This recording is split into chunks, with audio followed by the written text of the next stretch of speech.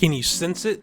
The air's different, especially on this channel, because for the first time in like 6 videos or longer, I get to make a Nintendo related video that's not covering Switch 2 rumors.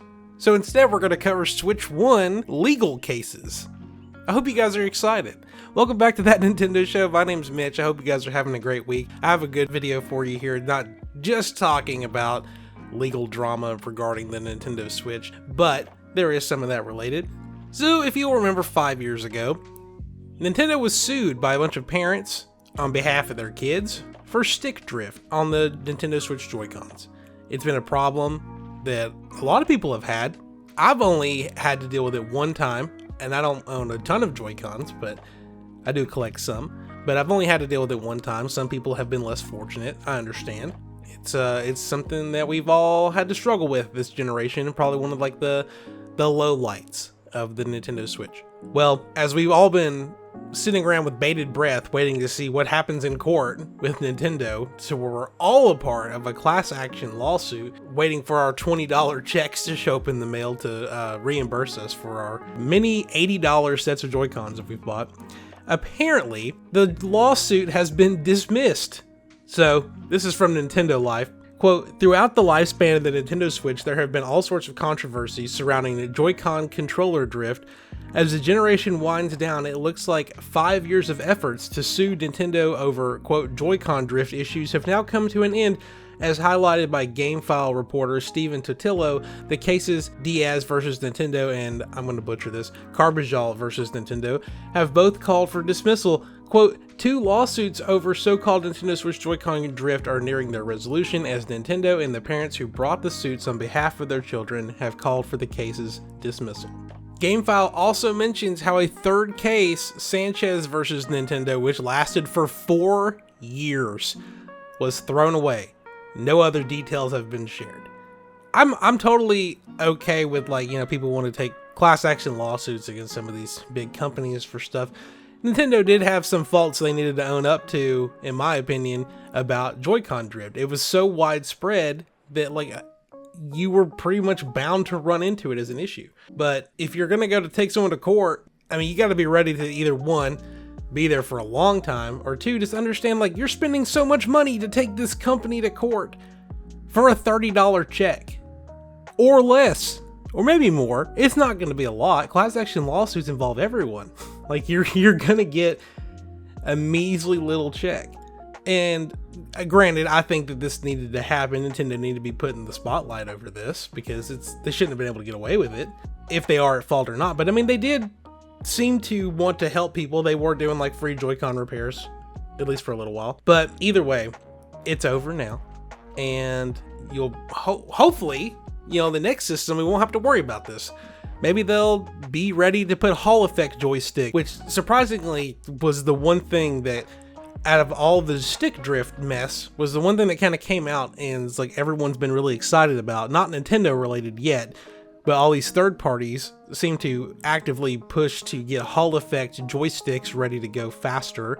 And now we see a lot of third party controllers. You can get Hall Effect sticks, or even you can buy Hall Effect joysticks to replace the ones in your Joy-Con controllers, which I think is really cool.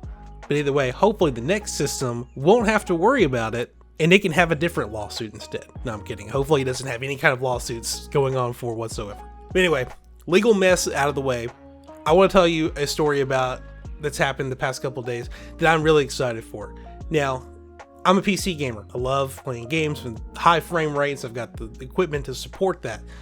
Well, a couple years ago now, Mario 64 was decompiled for PC. It was ported, decompiled, to where you could play with uncapped frame rates, widescreen support, and the official mods for it, which is really cool. Like, I love seeing these videos of people playing like Mario 64 with like 8 people. They just run around, they're all playing the game together. And sometimes I like finding the ones where they play like hide and seek. I think it's so fun to watch people play hide and seek, like 8-player hide and seek in Mario 64. Well, the good news is something like that is happening to the Legend of Zelda series, which is my favorite series of all time. And Majora's Mask, Legend of Zelda Majora's Mask, is the next game that's going to be getting this kind of support. As you're seeing in this video here by Mr. Wise Guy, he has released Zelda 64 Recomp, which officially ports The Legend of Zelda Majora's Mask to PC, giving it ultra-wide support, uncapped frame rates, and ray tracing, which if you're not familiar with ray tracing, it's pretty much using software to kind of do upscaling for games a little bit, kind of like what we've talked about with DLSS, but it pretty much just gives it like the correct lighting and shaders to make everything look like a completely different game. And thankfully, Mr. Wise Guy put part of this video up that shows Majora's Mask with ray tracing support, and I know it's not going to be perfect. We're talking a game that's over 20 years old now, but it just gives it a breath of fresh air. Makes it just feel so much better. And this is something I cannot wait to try out. Now, part of this also is official support for controllers on PC for the Switch and for the PS4 and the PS5. So you can use any of those controllers natively. There are ways to get Xbox controllers working too, so you don't have to play mouse and keyboard with this. And probably there's even a way to use an N64 controller. So there's ways to play this there's several different ways you could go about playing this on your PC. I don't think it really requires a monstrally powerful computer to run it.